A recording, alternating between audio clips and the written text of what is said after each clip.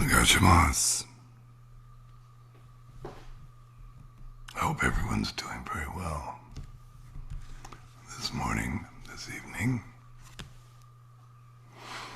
Let me begin by reading Shokushu number 17, Rei Seishin.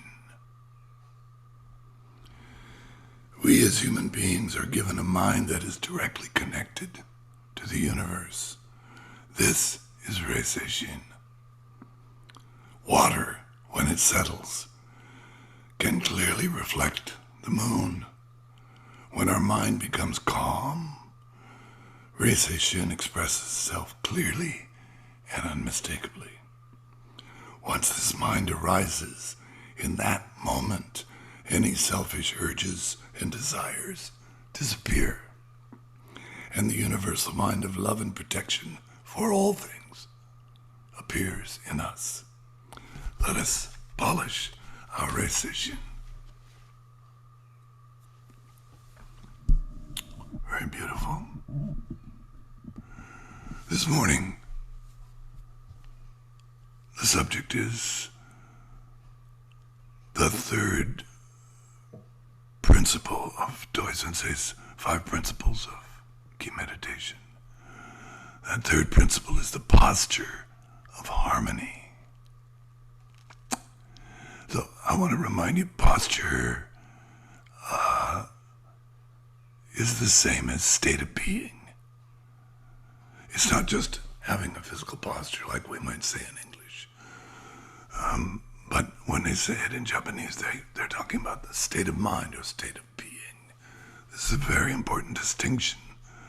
So when Toi Sensei talks about the posture of holding, a posture of letting go, a posture of harmony, and so forth, he's talking about our state of being, not talking about the ambient conditions or the conditions that surround us in the world, or even the conditions within our own mind, which might be very stormy, but still we're able to maintain a posture of harmony. Harmony is a little bit like peace in this way, like there's an opposite of peace in the relative world is clearly conflict or war.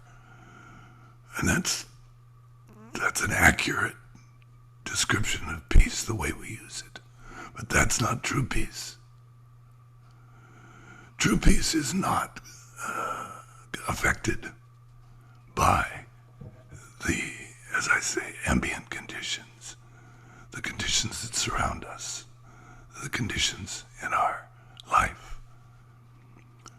Those conditions be what they may. Peace is a condition of our original mind, Rei Seishin. It is a condition of our original being, and not something that we have to achieve, just like holding, a posture of holding, or a posture of letting go. So, harmony is the same situation. Yes, there is harmony and disharmony in the relative world, and that's accurate. And we work in our practice on achieving a greater harmony and doing away with the disharmony that's in our life. This is called Keiko practice. It's self-improvement. So we're improving the conditions around us. This is the big part of our practice and very important.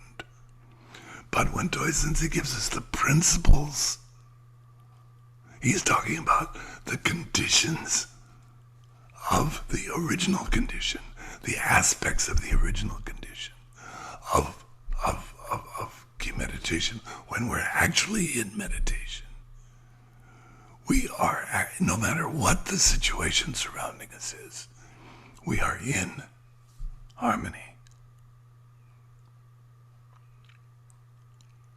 We are holding. We are letting go. Not because it's a process that we're working on, not because it's something that we're doing, but it arises prior to the process, prior to our doing. It is our original condition That's what we mean by original condition. It cannot be achieved because it's already here. So this is a very, very important distinction in our practice. I've often mentioned that the one point in the lower abdomen is the gateway between the relative and the absolute. It's the gateway in our practice between Keiko and Shugyo. So when we're resting in one point, we're in harmony, we're in peace, we're in our holding, we're in our state of true letting go. We are in Reisei-shin. And when we're in Reisei-shin, as he says in the Shokushu, all relative conditions fall away. And our original condition is all that's left being present. Now, one other thing, of course, you may be thinking, yeah, so that's a relative thing. And it is, because as we go through our life, we are developing, we are Keiko practicing. We are, our structures are dissolving and falling away one after another. If we're doing the practice, if we're noticing, then that process of noticing brings us a deeper and deeper sense of this original condition, a deeper and deeper participation in harmony. Yeah, you see this? So it's not that harmony is relative, it's that our life is relative.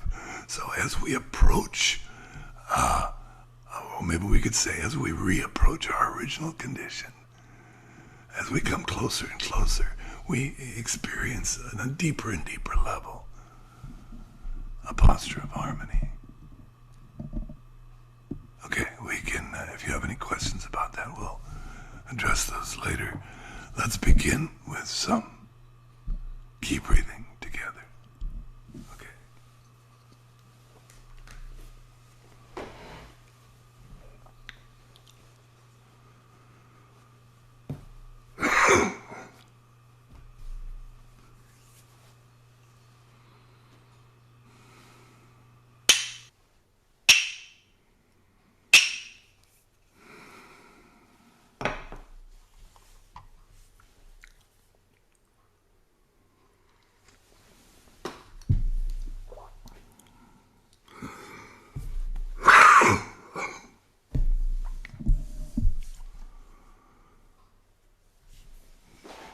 Glitchy Sensei said, the universe condensed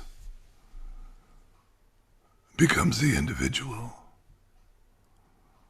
The individual condensed becomes the one point in the lower abdomen.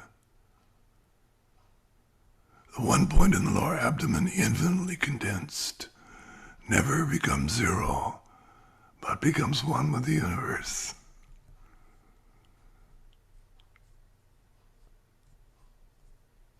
So, this individual, the human being, is the conduit. We are the point of connection between this and that. We say, rest in the one point, simply because that is the very center of the individual.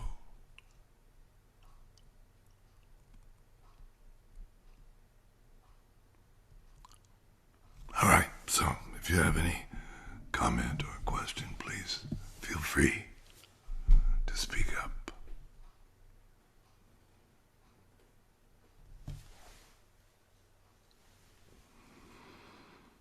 Hello, Sensei. Hello, Vernon. As I rest in my one point, is this sometimes there's struggle with posture and but after a while it becomes like floating in space, just like in the water where we don't have gravity. it's very calm and in the surroundings with water as opposed to on the surface. So that's my take on feeling this one point, center of gravity and posture. It's more awareness in the water because you're floating, and it mimics that part of it when we're not struggling with our body to keep that posture. Well, that sounds very beautiful. That's like we don't have to go be an astronaut and go up to weightlessness in space. We can just put on an aqualung and dive down in the ocean and experience this sense of calmness and peace. You know, thank you for that. The one response that brings up in me is, well, let's not forget that the true peace, true calmness, true harmony exists no matter what the condition is. Of course, it's very nice to have the condition, to create the condition you're talking about. Very advantageous. And obviously, for you, it's been a transformational experience. I see the picture behind your head. It's underwater always. And each time you talk to me, you express something else about what you've discovered in this other world of underwaterness. And what great peace it is. So that's very nice. And we are always engaged in finding new ways to experience, to harmonize our world, to make our life condition more and more harmonious, more and more peaceful, closer to the original condition. But we want to remember the original condition already exists for us. So we can go directly there through meditation right now. I'm sure you just experienced that. And that's the wonderful thing about meditation. Thank you. Someone else.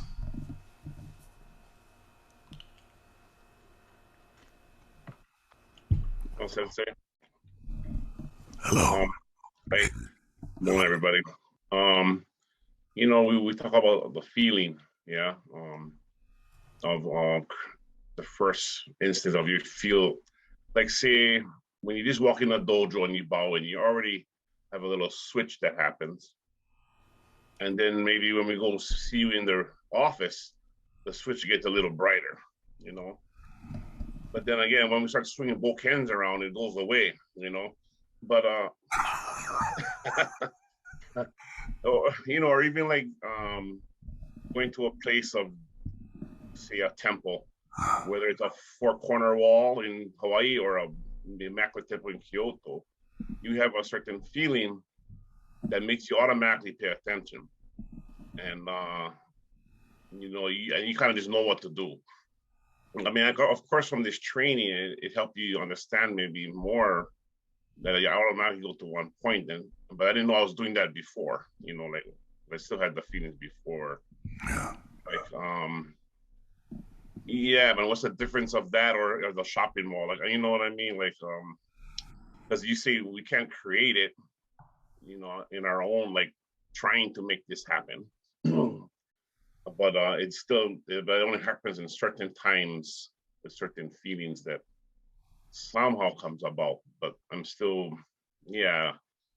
how do we, I mean, I guess it's just more practice, but is that Keiko practice that creates down the line that it may happen more and more in just normal situations? Or, We know from our experience that when we're in a place that has strong ki, as you say, like a temple or maybe a cathedral in Europe or in a dojo, particularly in a dojo that we practice in and have been practicing a lot in, or when we meet certain people, or when we meet particularly our own teacher, which we have a particularly strong connection with. As you say, this encourages paying attention. Mhm. And paying attention, remember the side effect of paying attention is always calmness. That's how calmness comes about. As soon as we bring our attention strongly to something, no matter what it is, we become calmer. But when we can bring our attention to everything at once, Mm. so this is our original condition, being purely everywhere at once.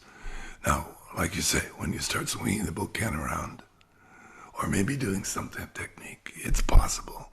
Or maybe having a conversation with someone about some subject, maybe we lose that sense to some degree. We get jangled. But of course, our practice is, the more we do these oneness rhythm taiso, aiki taiso,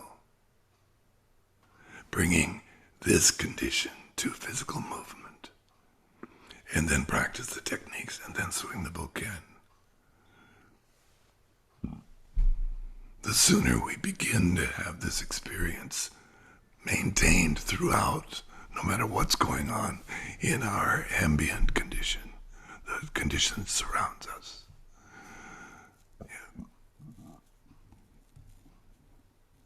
I guess I'd say that's very helpful. I mean, everything at once. I mean, that's really, and gave me the goosebumps, I guess, let's say. Yeah, so the teacher is here to just support us, remind us, encourage us in our, but of course, for every one of us, we each have to discover all this for ourselves. Right. Even hearing me say it is an encouraging and supportive, and it reminds us, so we get goosebumps, or we get, blissful, we get very calm and clear suddenly. That's wonderful. But of course, the practice is, the reason we practice on our own is so that we come to this, to recognize who we are, that we are that transition point. You are that point. Right, Sensei. Yeah. I know you know this. I'm just here to hammer it home again and again and again. Thank you, Sensei. Right. Okay. Someone else, please.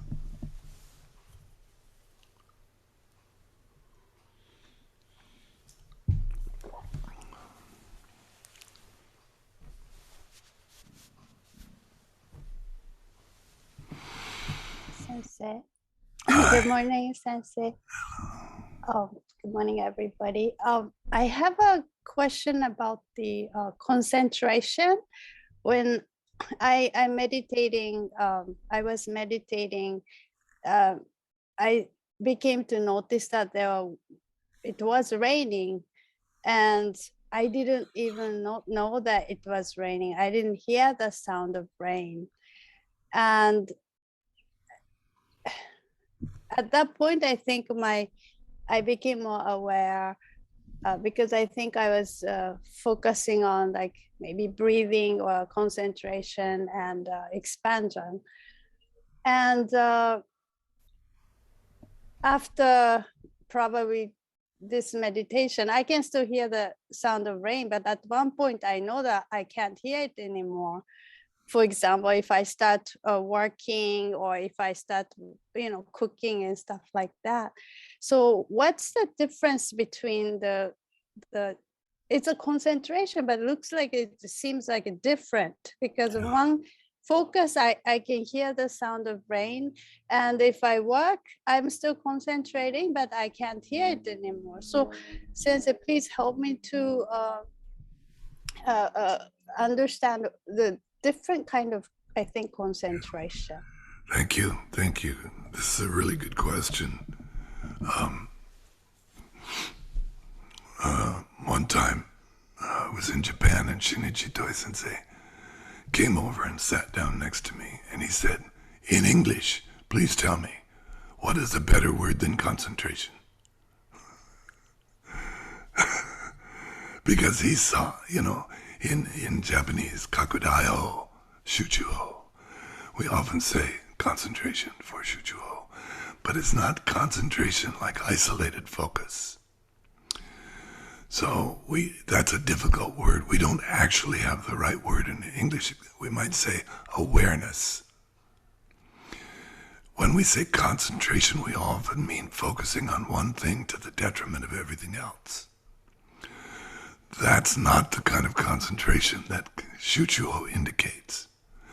It's not the kind of concentration that we're doing in meditation. If we lose ourselves in a thought, or even in a practice of some kind, then we're still limiting our area of development, let's put it that way. It's not that it's wrong. Like, in order to achieve perfection in cutting bokken, we must focus on the bokken, on every aspect. Joden. Juden.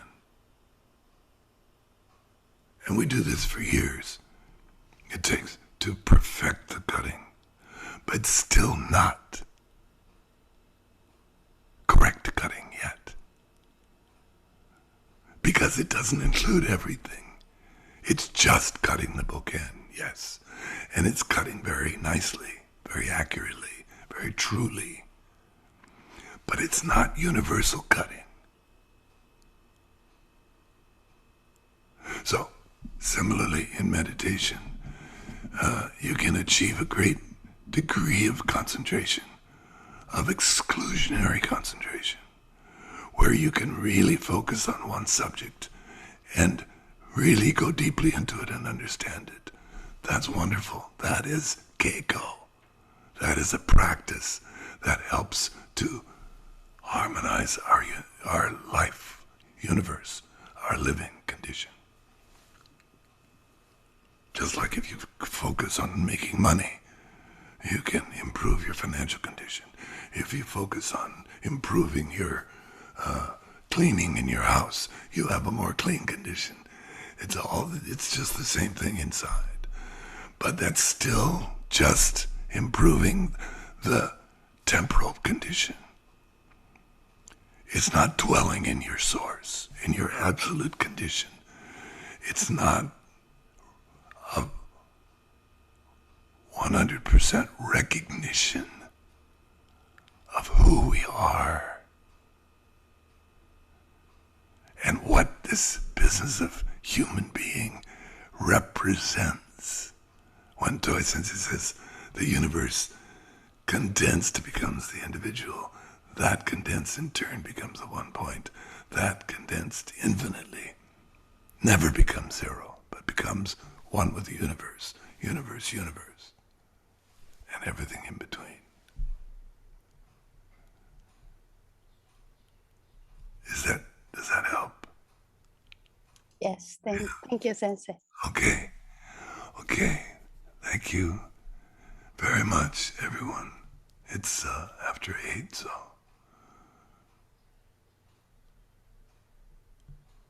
we'll put it off until next week. Domo arigatou gozaimashita.